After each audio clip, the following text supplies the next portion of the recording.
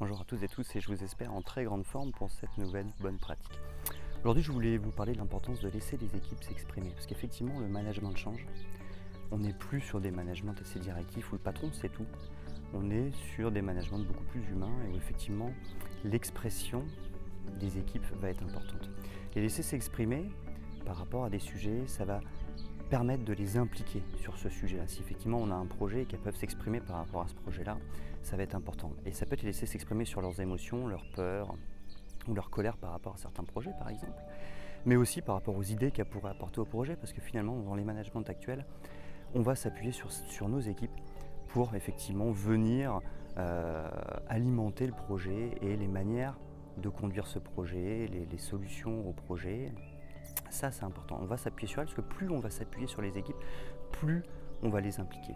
Et en plus de ça, laisser les équipes s'exprimer, ça va permettre de faire une sorte de catharsis, c'est-à-dire qu'elles vont se sentir beaucoup mieux parce qu'elles auront pu s'exprimer par rapport à un sujet, par rapport, comme je disais, à leur peur ou par rapport à des solutions à mettre en place ou des actions à mettre en place. Ça va les soulager, ça va leur faire du bien.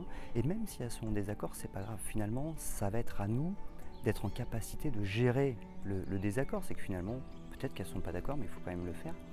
C'est pas grave. Déjà, si on les a laissées s'exprimer, elles iront beaucoup mieux d'avoir pu exprimer leur désaccord. Pour autant, nous, en tant que manager, on n'est pas là non plus 100% du temps pour convaincre à 100% les équipes. Si à un moment donné, elles ne sont pas d'accord, c'est un projet qui a été décidé par le comité de direction de l'entreprise, par exemple, c'est comme ça, il faut le mener. Mais le fait de laisser les équipes s'exprimer et d'exprimer leur désaccord, ça va les soulager et leur faire du bien. C'est pas pour ça qu'elles ne le feront pas d'ailleurs, hein. Il ne faut pas rentrer non plus dans le rapport de force par rapport à un désaccord, mais au moins, le fait de laisser les équipes s'exprimer, ça va leur permettre de se soulager et d'avoir pu s'exprimer, même si derrière, elles comprennent que s'il faut le faire, il faut le faire. Donc laisser les équipes s'exprimer aujourd'hui, ça devient un point central. Et du coup, ça veut dire qu'en tant que manager, il faut s'organiser pour avoir du temps, pour que les équipes puissent s'exprimer et qu'on soit là pour les écouter.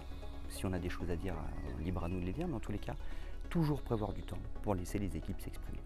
Voilà, j'espère que cette bonne pratique du jour vous a été utile et je vous donne rendez-vous dès demain pour une nouvelle bonne pratique.